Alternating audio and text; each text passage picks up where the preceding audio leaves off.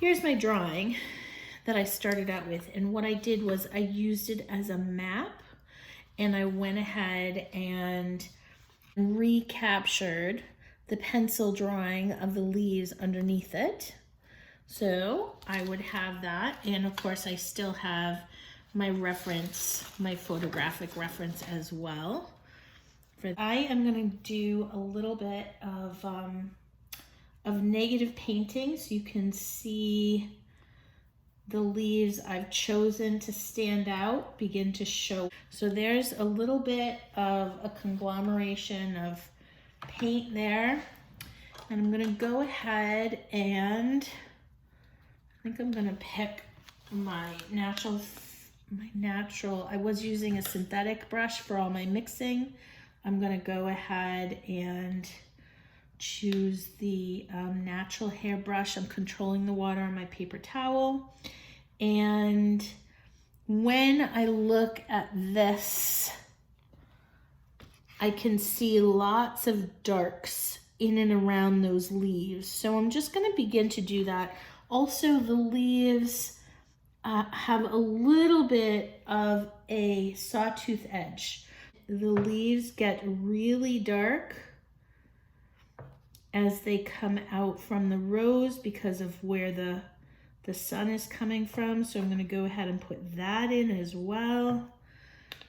And I put it in, and then I'm going to take off some of the color and kind of just feather that out, blend that so it's not a hard edge. Because when we were there, it was cloudy. And so the light is soft. So yes, there are shadows, and they're soft shadows.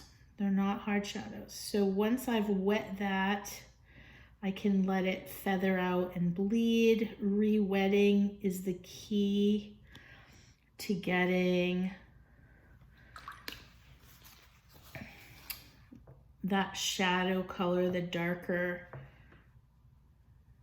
to fade.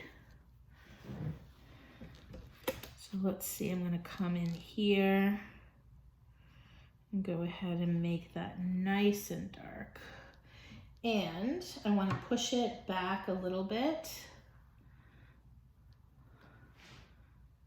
So it's going to have hardly any, it's really dark in here.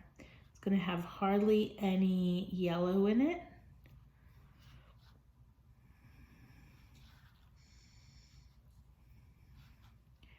And then I'm going to go ahead and grab a little bit. We'll transition that.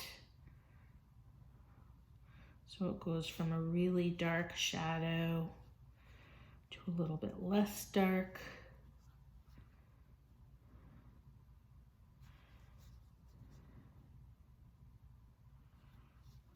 Just pull that out.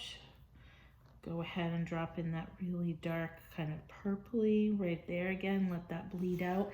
So you see, I've got another leaf here. So I'm painting around that edge, letting it have kind of a jagged edge. Gonna go ahead, and if it's on one side of the line, pull it on the other side of the line. And this is my chance to give it kind of that jagged edge.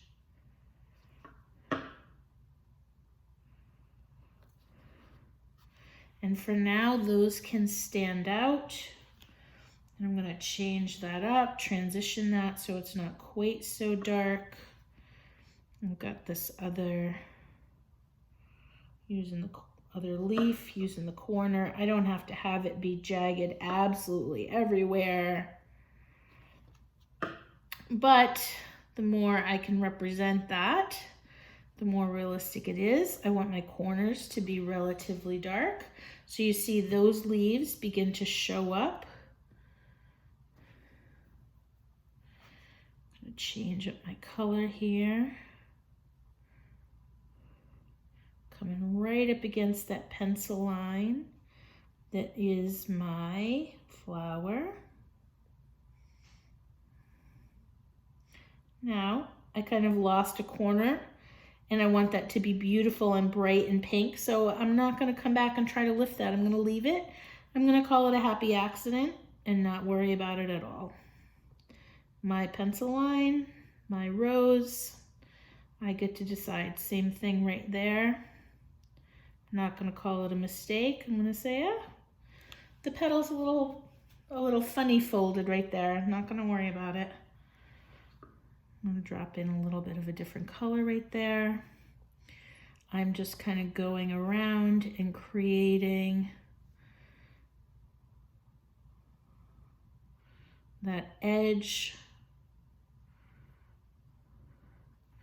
for the edges of the leaves.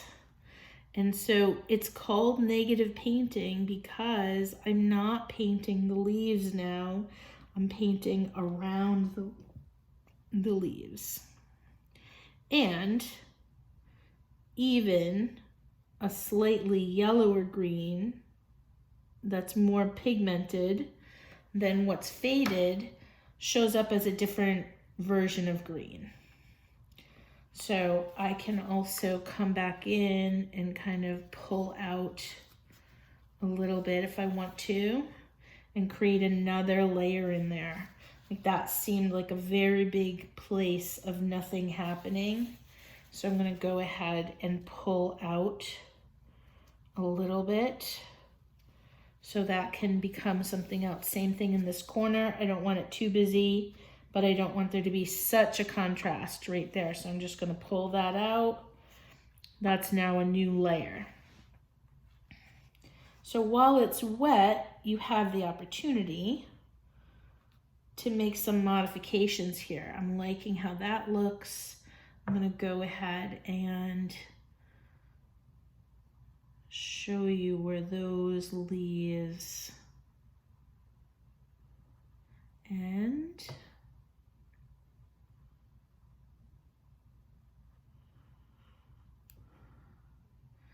And that becomes that rosebud there.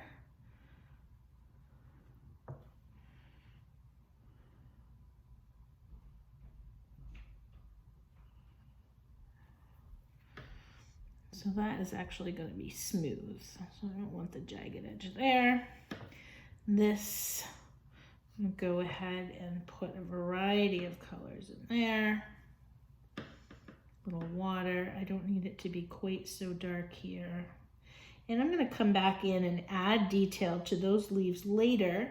Again, I'm just trying to create a new layer, one thing at a time. Carving out almost like it was a sculpture where my darkest darks are, where the next layer is going to come in. And I want to keep changing my color. Every time I put my brush back in to grab a new color, I want to reload it. I'm going to grab a new color. So let me say that again. Every time I put my brush to reload it, I want to mix in a little bit of something else from what already was on my brush. So I don't want to just keep painting with the same color on my brush. I don't want to hold my brush the same way every step of the way.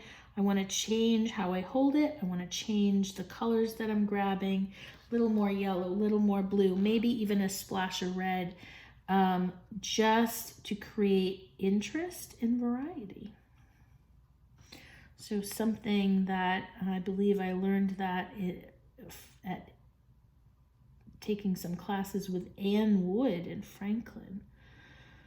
Change your color, change your color, change your color. And to be fair, I have heard it from every subsequent teacher I've ever had for watercolor. Every workshop I've ever taken, every opportunity I've ever had with a professional watercolor teacher, they have always used that as a way to create variety and interest within a painting. Change your color, change your color, change your color. So every time I go back in here, I'm grabbing something a little bit different. I'm trying not to get too hung up on creating that sawtooth pattern, but I am trying to keep it in mind as I go.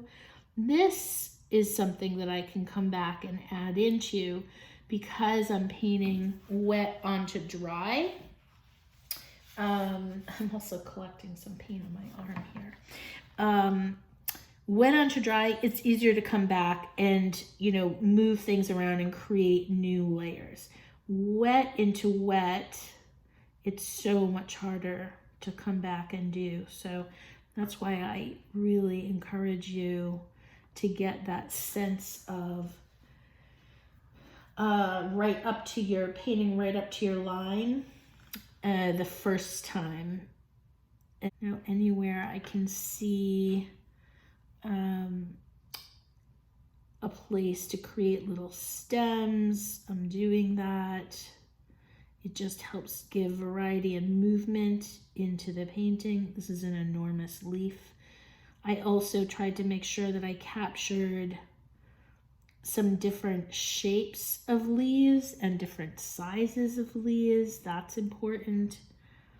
However you can introduce variety in your painting is a good thing, because it gives the viewer something to appreciate and enjoy and not just glance at it once, feel like they've taken it all in and move on.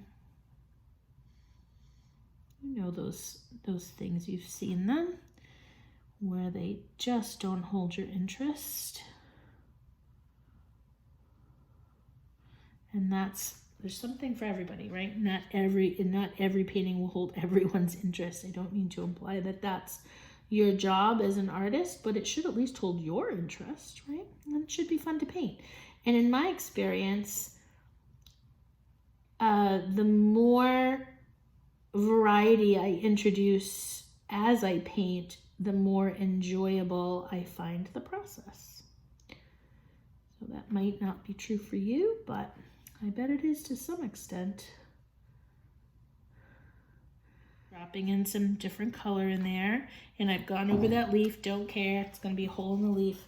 I got a little green on there. I'm gonna use a clean brush, clean wet brush, and go over that. Not the paper towel, just for padding. So I'm not using the paper towel, and there it's gone. All right, you catch it in the beginning, you're all set. And I'm gonna turn this around so I can get up here to in between those leaves. And I'm gonna go ahead and drop in some darker color down there. Oh, and just kind of pull that there. Okay, so up here, I've got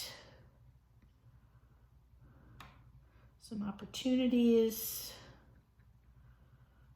to create that little sawtooth edge. I love this brush. This is that silver black velvet. Oh, and it's so nice to work with, 1/2 inch. All right, I'm gonna pull in some different color in here. Don't want it to be all the same. But you see how this is creating layers and depth.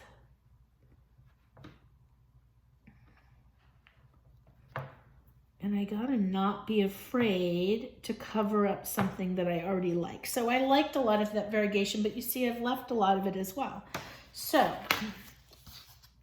you begin to see, you know, we've got clumps of leaves, not very many individual leaves, which is fabulous because that gets boring very fast for me. And let's see, I think I decided I was gonna pull out a layer in there. Kind of let that be something that I find under there, maybe off in the distance, a little bit of a layer in there.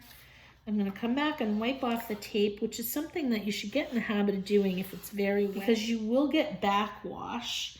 And while that can be interesting, it's maybe not always what you're looking for.